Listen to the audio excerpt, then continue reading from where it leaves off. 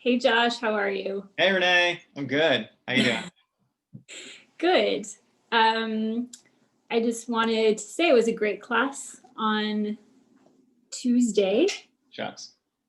I got a lot of good feedback actually That's on nice the to hear.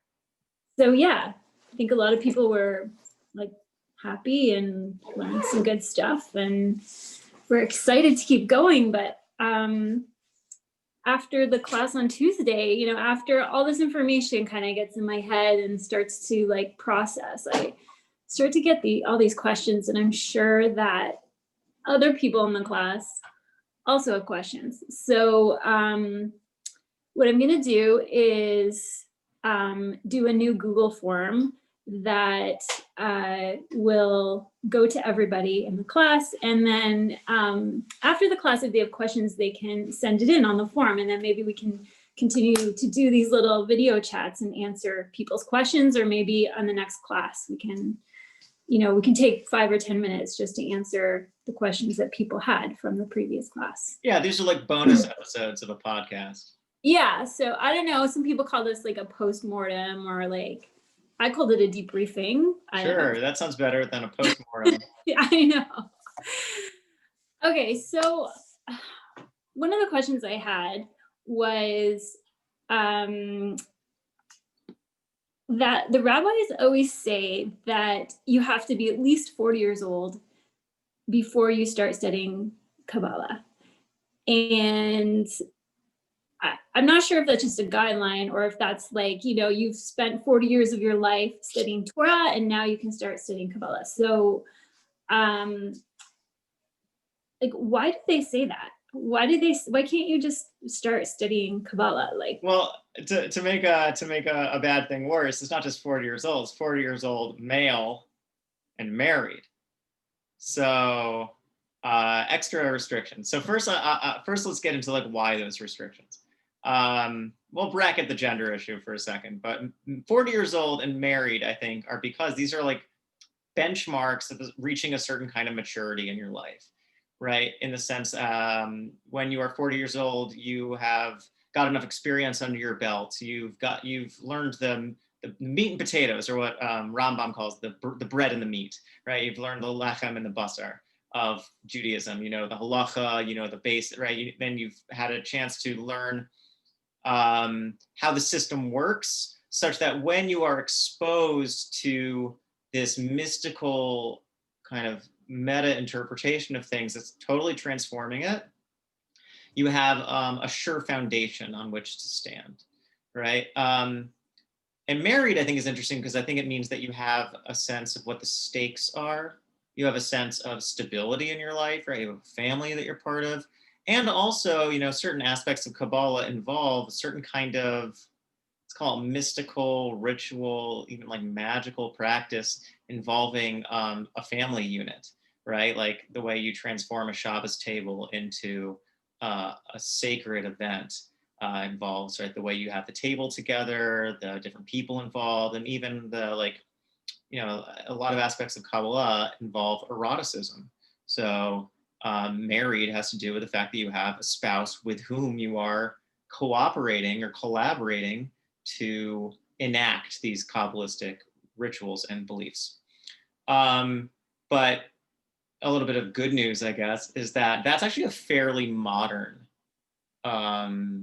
guideline or regulation in Kabbalah, and specifically was instituted by conservative, like a conservative reaction to the Shabtai Tzvi fiasco, right? So when Shabtai Tzvi garnered an enormous movement in the Jewish world, right? Some estimates like around like half of the Jewish population potentially were at least, let's say, like Shabtai curious, right? They were like Shabtai Tzvi light, let's say.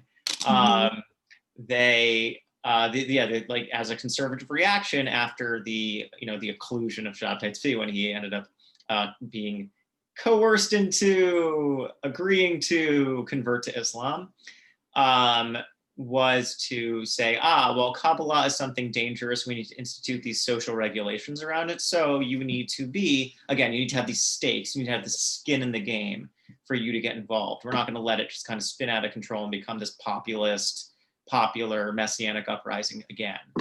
Mm-hmm. Yeah, although, interestingly, right, the Hasidic movement ended up, as is the case with a lot of new religious movements in general, ended up being really ginned on by young men, young, unattached men.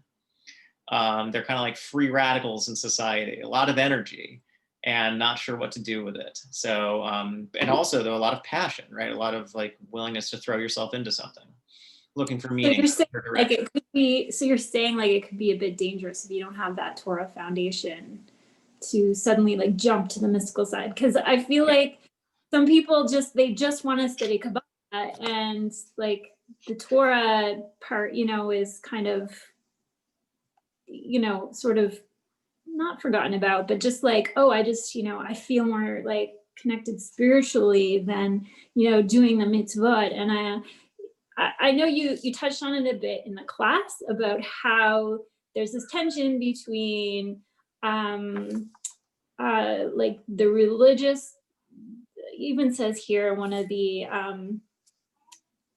your examples here, it says religious values and mystical values. So some people seem to be like, more attracted to the mystical values, and they don't really have any sort of attachment to the religious values. Right. So is that the danger, that you're gonna like jump ahead to these, to like start studying the mystical side of things without really? Right. Yeah. Okay. So like to get back into like what I saw as like the motivating question of the class, of the first class, right? And it was exactly playing out that tension. Namely, there's this idea that mysticism is something that is either like an undoing of religion or something that's beyond religion, right? That it's just all the spirituality, the notion that like things are connected, that we're all part of God, that there's no difference between me and you, and da da da da da. And then the question is, great, fine, but if that's the case, then how could Judaism ever interact with it? Because Judaism is premised on basic fundamental distinctions between things: kosher, treif, tameh, tahor, right? Yeah. Mutter, usser, right? Forbidden, permitted. And what I tried to show in the class was that a Jewish mysticism, well, I mean, besides the in general like academic critique of that mysticism being this kind of hyper spiritualism without any, let's say, like regard for ritual or embodiment or something like that, right? That's just like mega ultra super Protestantism, just called mysticism. But like, if you look at, Islamic mysticism, or if you look at even Catholic, right, mysticism and Catholicism, where mysticism as such got started, you'll see like the way in which, and I think really what I'm trying to show about this in a Jewish mysticism context is that there is no mysticism in Judaism without the mitzvot, right? There is no mysticism in Judaism without Torah, because these are the framing, right, mechanisms. These are the tools. These are the ways in which mysticism happens, right? The main aspect of Kabbalah in practice is to do mitzvot, but to do it in a way that has a mystical significance to it, rather than just to say like, I'm doing it because I'm like obedient, or even to say I'm doing it because it has a philosophical significance. To saying I'm doing these mitzvot because they have a mystical significance, namely they are a way for me to go to do them and through them connect to something beyond them. But there's no way beyond it except for through it. So then I guess that leads to my next question, which is like, why even study Kabbalah? If the foundation is in Torah, then why don't we just throw ourselves into Torah study and the mitzvot? And, why do we have to actually read about and study Kabbalah? Because if we just do the mitzvot and study Torah, and like, won't we get there eventually on our own? Like, why have all these like, why have this separate kind of, I don't know, would you call it like a branch, or like, I don't know, it's not really a branch of Judaism, but it's part of it. But like, why go that extra step when you can just study Torah?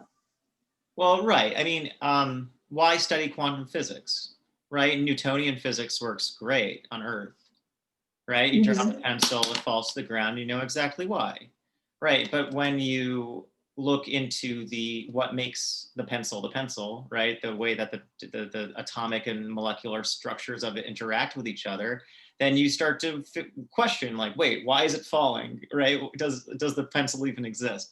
I think Kabbalah, as such, makes a claim, and we'll get into this as the class progresses, but makes a claim that there's more to the Torah than what you see, right? Mm-hmm. You could just learn Torah, but even when you learn Torah, right, you're still engaging with different levels of what it means, right? You could learn Torah as a book of stories and laws. You could learn Torah as teaching you important lessons about life, right? You could learn Torah in terms of it giving you an information about what it would be to put together a Jewish society, right? The question always when we do any act of reading or interpretation is, what do we think the text is trying to say to us? And what Kabbalah offers us is a new way of reading the text, a new way of decoding the text, such that things that seem so obvious in one way now are actually a treasure trove of all these new, secret, mystical meanings that wouldn't have been there unless you had the lenses to put on. Mm-hmm. Got it. So, like, I have to say, like, I've been asking you for like a year to teach a Kabbalah class, because I felt like, I'm ready to like understand some of these concepts. But even just from the first class, I feel like. But you don't look 40.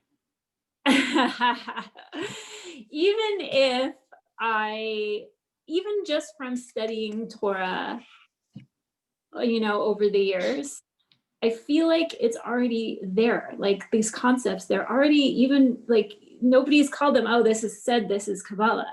But just from learning with you and, other rabbis, just Parsha and like just everyday things, learning about them is what, like, the Kabbalah is there if you actually study the Torah earnestly. So even though like they're not saying, oh, this is Kabbalah, then, it's already, I can see it's already there. It's already concepts that I've heard before, but it's just, I guess, giving it a new context. Like you said, it's like a new lens. Right. Well, I mean, what makes Kabbalistic, I think, readings and interpretations so compelling is that it's not like they're just pasted on top of it, but it's a really compelling way of looking at what's motivating the Torah to say what it's saying, right? It's trying to give us a sense of like what the ultimate significance of relating to this, few thousand-year-old book that we're like obsessed with, right? But Kabbalah gives us a new language in terms of trying to figure out what it's trying to describe. Mm-hmm. Mm-hmm, definitely. I really liked when you were talking about, let me see. While you're looking, I just want to jump in. Something I forgot to say about the 40-year-old thing is that some of our most famous Kabbalists died before they reached 40, right? Isaac Luria and Rebbe Nachman both died when they were 38. I mean, it's amazing to think about what they accomplished. I mean, Yitzchak Luria, the Arizal, lived in Sfas for 4 years and changed Kabbalah forever. It's astounding. But yeah, they both died when they were 38. Yeah, I mean, I guess kind of like the Jewish version of the 27 Club. I guess these are like also great minds that were just like immersed in Torah all the time, right? So when you're like it says here in one of your commentaries, that Ramban about this, cleaving to Hashem, and that a person can get to that point where even when they're just doing their everyday things, their heart is with Hashem, and that they become they become a dwelling for the Shekhinah. So like they become a dwelling place. So like I find that it's a really beautiful concept that we don't have the Beit HaMikdash anymore, where, which is where the Shekhinah would rest, correct? So, but that each of us can be that resting place for Hashem. I thought that was really a beautiful concept. But I mentioned in passing in that there's a Hasidic teaching, right, when it says Vasuli mikdashu shechanti betocham. Right? It says in Bimidbar. Right? Shemos. Is it make for me a sanctuary, and I will dwell within you. Within amidst them, right? But Sfas says betocham, right? B'seicham mamish. He says literally in you. But what's funny though is you're saying like, yeah, we don't have the temple anymore. So Kabbalah says instead that we make ourselves like mini sanctuaries. But what's funny is that, I mean, like what you were saying before, Renee, these concepts are incipient even in the texts themselves, right? It's not like Kabbalah brought, in a sense, a radically new idea that God can't be contained in any one space.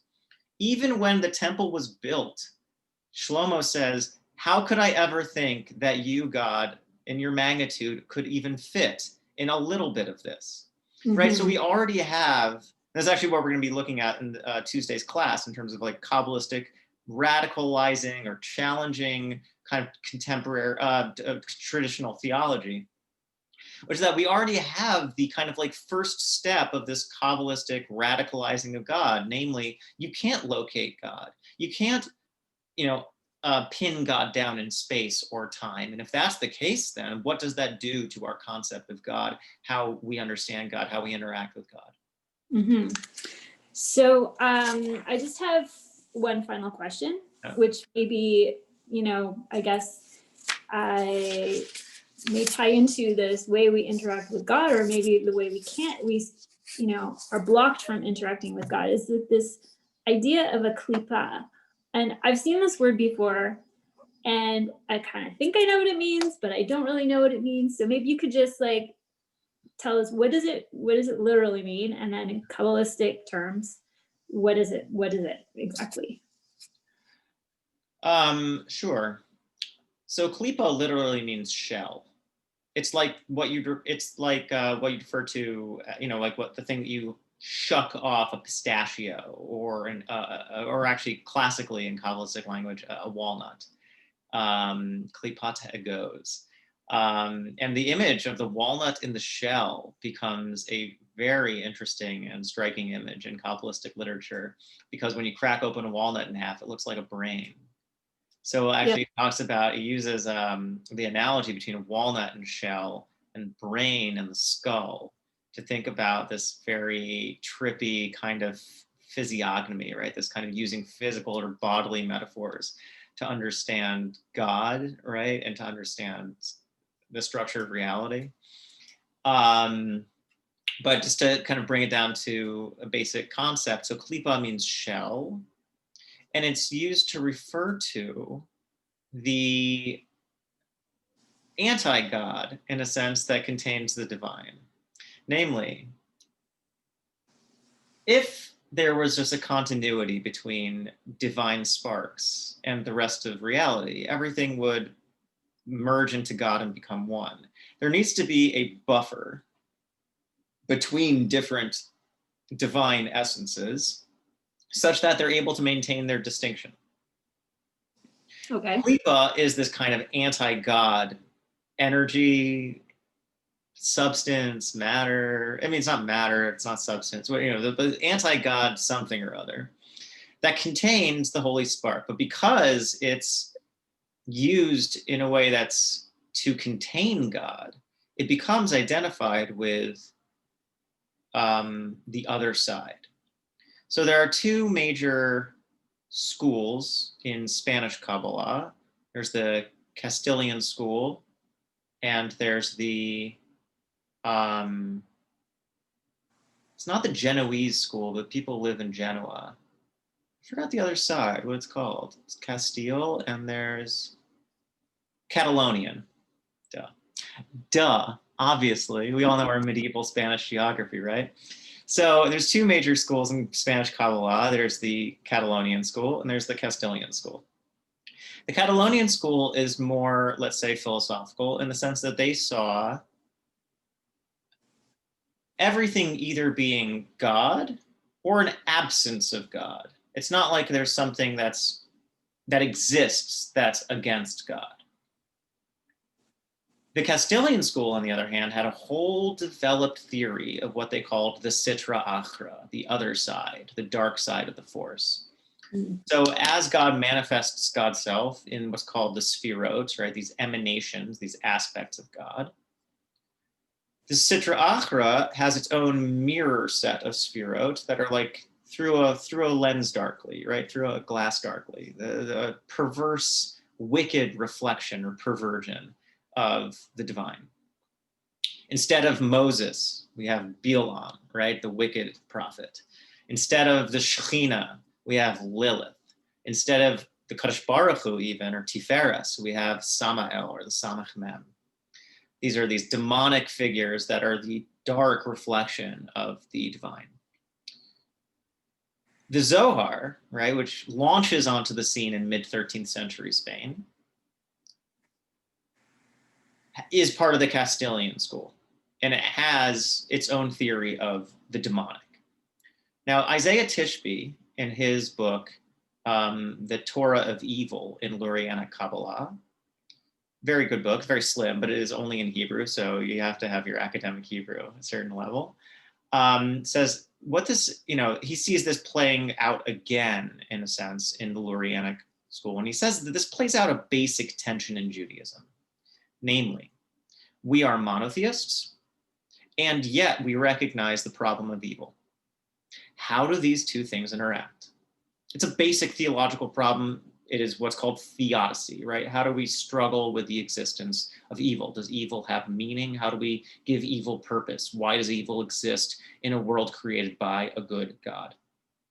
The most radical push of this kind of, let's say, antithetical theology, right, that there's some kind of competition between good and evil, is what was called Gnosticism, right? That there's a fundamental battle between spirit and matter, between light and dark.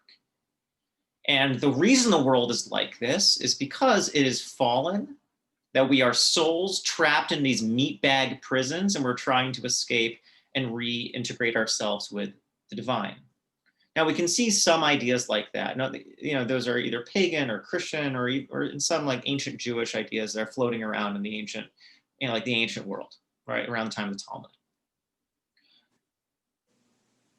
Now, we see some ideas that are similar to this, though, in Kabbalah as we've received it, that there's these holy sparks and they're trapped within matter and you need to liberate them in some way, right? This is an idea that becomes especially prominent in Lurianic Kabbalah.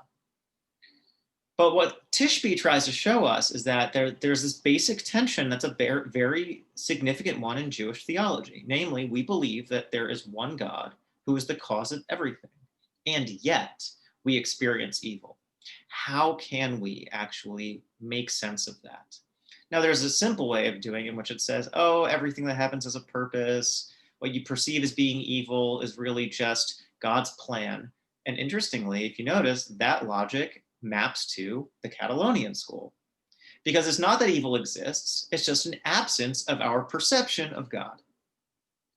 But there's a different way of relating to it that's more like the Castilian school that says, no, that evil is real.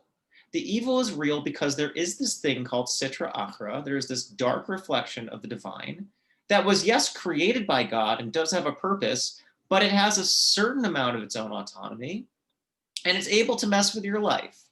Now, we see this kind of seeds for this idea in the Talmud, which is very aware of demons. Demons are like house pets to the rabbis. You see demons show up all the time in the Talmud. And it was a domestic aspect of their life, right? They knew how to manage demons. They weren't like, it wasn't challenging to their theology that there were demons. They accepted, in a sense, evil as a fundamental aspect of what it means to live in this world. And I think there's like a psychological significance to this, namely that this more Gnostic, let's say, perspective, one that recognizes the reality of evil, is one that also recognizes the reality or the significance or the meaning of people's experience of evil. Right now, it's not an accident, says Gershom Shalom, the famous scholar of Kabbalah, who is the Tishby's mentor, that Lurianic Kabbalah launches onto the scene in the wake of the Spanish expulsion, right? A world-shaking tragedy that rent the Jewish world apart, right? One of the most major Jewish communities was expelled from its homeland, and not just a random Jewish community, but one that was the centerpiece of Kabbalistic theology. And when people were scattered all over the world and found their ways to Amsterdam, to Europe, and to Palestine, right, to the Galilee, they had to make sense of what all this meant. And Lurianic theology, in which, in a sense, we are all living in a kind of cosmic exile. We're living in this klipah world, right, this shell world. And the goal of us as Jews is to try to figure out how to redeem God from being in exile too. That God too is in the klipah, and by rescuing and reconstituting God, we, in a parallel way, benefit from that ourselves and are able to be saved from exile. Redemption will come, et cetera, et cetera. Now, I want to say this one last point, that the Zohar and other Kabbalistic texts as well, grant the klipah, right, the demonic other side, a certain amount of not just significance, but even priority.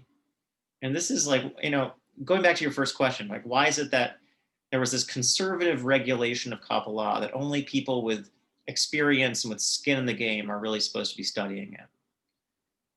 And the question you asked kind of as the kind of subdermal question is like, is Kabbalah dangerous?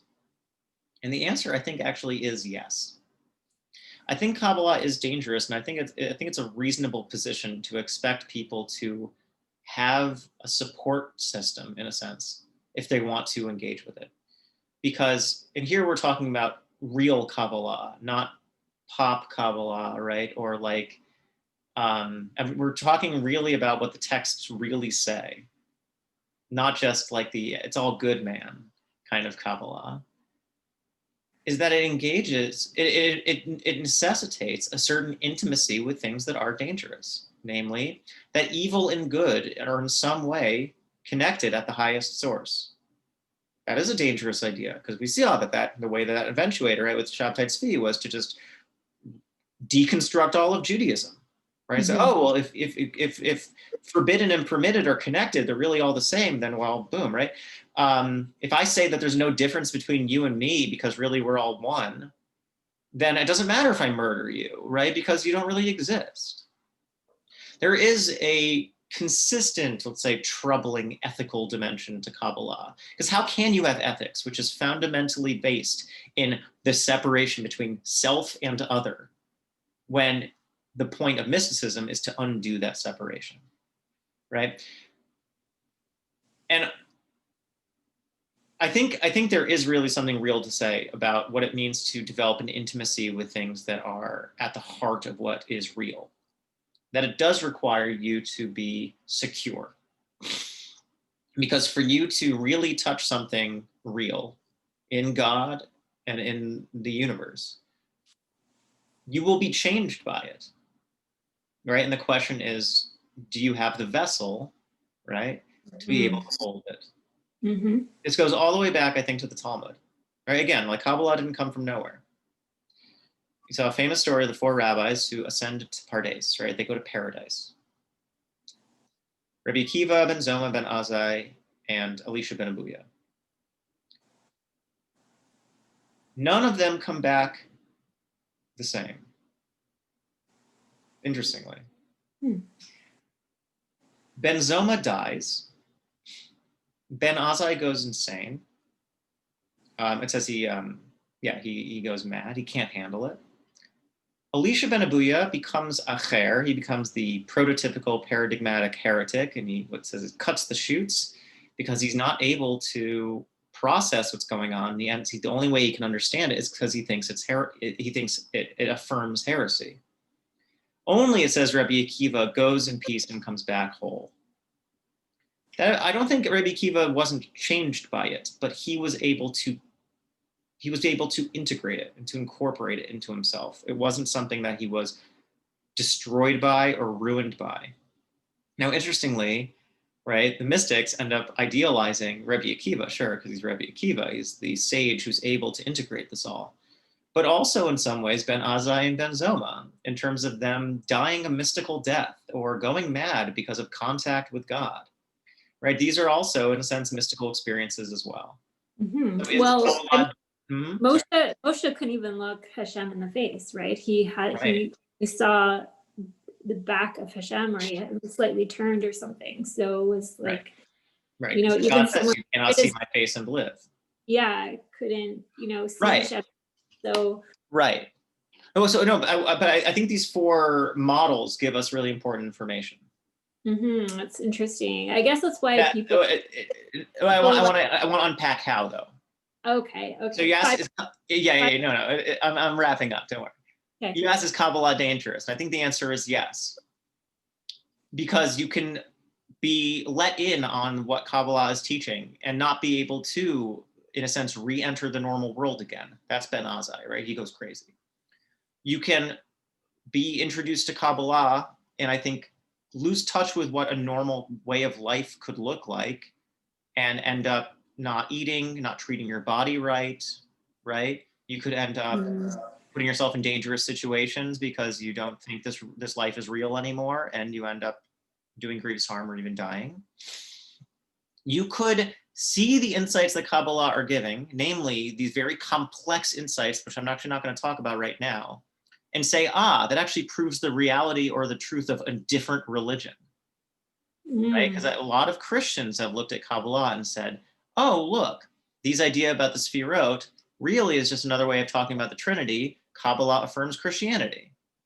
And some Jews agree, right, that Kabbalah is heretical. They think that Kabbalah is troubling for monotheism. They think looking at the Sefirot, looking at the, let's say, the complex multiplicity within the unity is too dangerous because it means that there's different aspects of God, and God is not supposed to be separable. Last but not least, we have Rabbi Akiva, who's the model of who becomes the model of the Kabbalistic sage. And Rabbi Akiva, it's not an accident, is seen as also being a Gilgul, a reincarnation of of Rashbi as well, right, of the hero of the Zohar, and of Moshe.